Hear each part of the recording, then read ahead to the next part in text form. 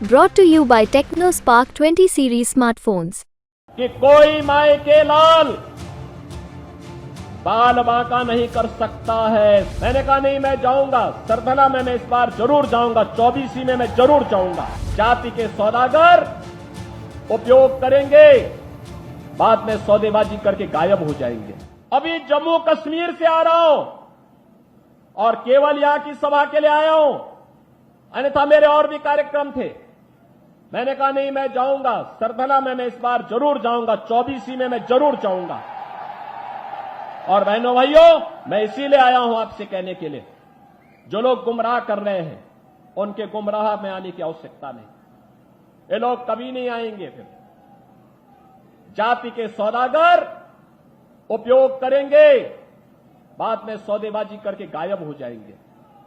हमें किसी भी ऐसे व्यक्ति के बहकावे में नहीं आना है जिससे हमारा राष्ट्र धर्म खतरे में आए।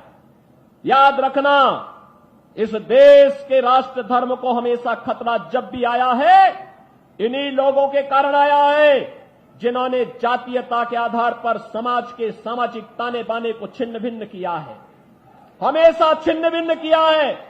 और बहनों और भाइयों, मैं आपको इस बात के लिए आश्वस्त करता हूं कि कोई माए के लाल बाल बांका नहीं कर सकता है। सुरक्षा की इतनी पुख्ता व्यवस्था हमने की है यूपी के अंदर। आज आप देखते होंगे बड़े बड़े दुर्दांत माफिया और अपराधी किस कदर उनकी दुर्गति हो रही है। आप देख रहे होंगे, जिनके नाम से ही लोग कर्फ्यू जैसा माहौल होता था, आज उनकी दुर्गति क्या है, हर व्यक्ति देख रहा है। इन माफिया और अपराधियों की स्थिति क्या है, आप रोज सोशल मीडिया के प्लेटफॉर्म को उठा करके देखते होंगे। एक दुर्दांत माफिया ऐसा भी था, बहनों और भाइयों, जब आज समाजवादी पार्टी की सरकार के समय चलता था तो मुख्यमंत्री हो या मुख्य न्यायाधीश, इन सब के काफिले रुक जाते थे और माफिया का काफिला निकलता था।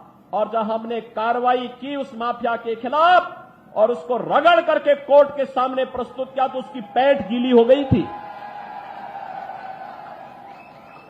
उसकी पैंट गीली हो गई थी।